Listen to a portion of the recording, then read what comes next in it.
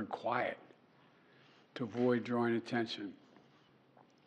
And thousands of wounded, alive but carrying with them the bullet holes and the shrapnel wounds and the memory of what they endured.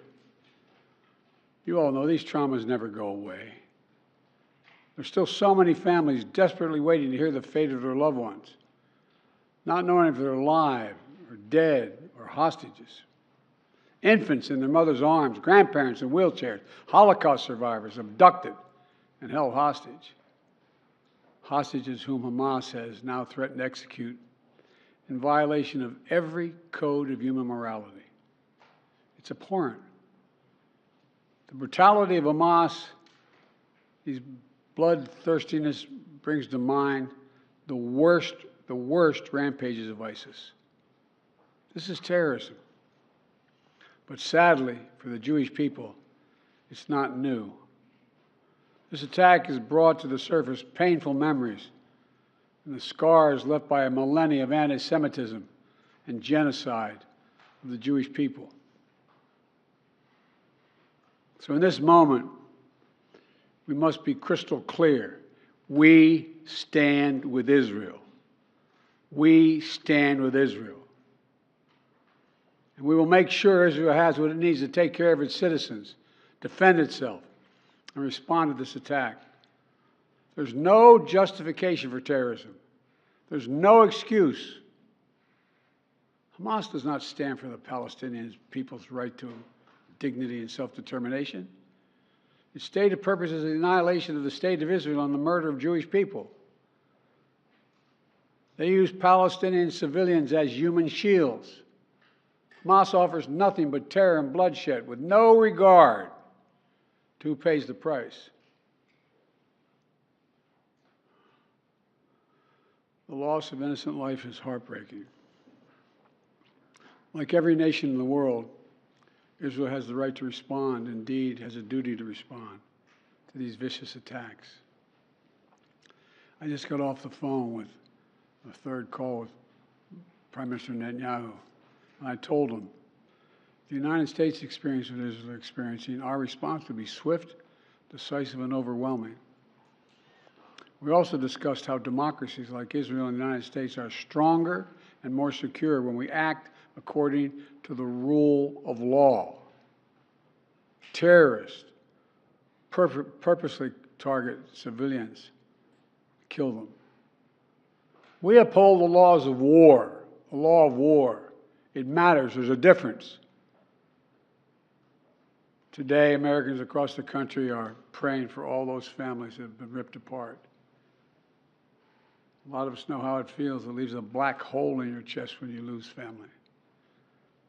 Feeling like you're being sucked in. The anger, the pain, the sense of hopelessness.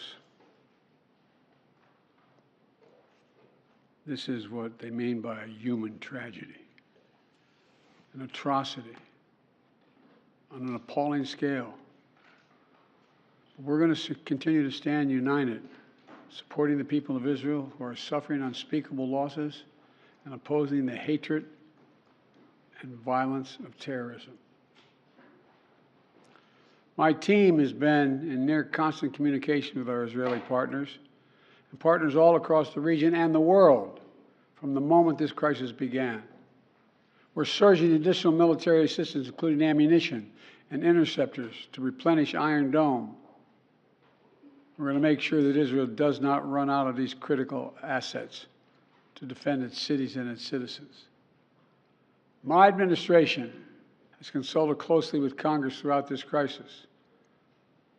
And when Congress returns, we're going to ask them to take urgent action to fund the national security requirements of our critical partners. This is not about party or politics. This is about the security of our world, the security of the United States of America. We now know that American citizens are among those being held by Hamas. I've directed my team to share intelligence and deploy additional experts from across the United States government to consult with and advise Israeli counterparts on hostage recovery efforts. Because as president, I have no higher priority than the safety of Americans being held hostage around the world.